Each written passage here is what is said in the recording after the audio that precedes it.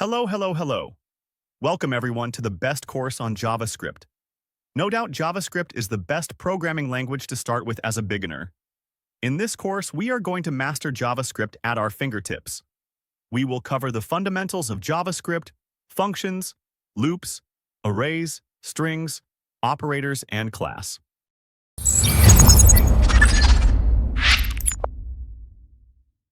Hey everyone, welcome to our JavaScript Basics series. Today, we're going to talk about something super important when coding in JavaScript, variables. We're going to explore three keywords that help us create variables: var, let, and const. Each of these works a little differently. Before we get into the specifics, let's quickly understand what a variable is. Think of a variable like a storage box. When you code, you often need to store information like numbers, words, or even entire lists. We put it inside a box, give the box a name, and then use that name whenever we want to retrieve what's inside. Now that we know what a variable is, let's look at the three ways to create one in JavaScript: var, let, and const. Hey everyone, welcome back.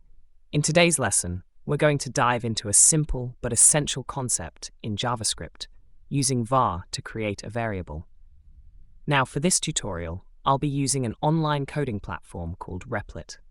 If you don't have a computer, don't worry. You can download the mobile version of Replit from the Play Store and follow along right from your phone. So let's talk about var. Var is one of the ways to create a variable in JavaScript. Now what's a variable? Think of it as a container where we store some information, and we can name that container so we can access the information inside it later.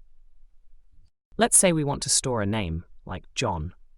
We can use var to create a variable, name it something like person name, and put John inside it.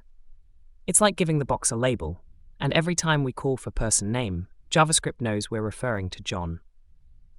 Now that we've stored John inside our person name variable, how do we see what's inside?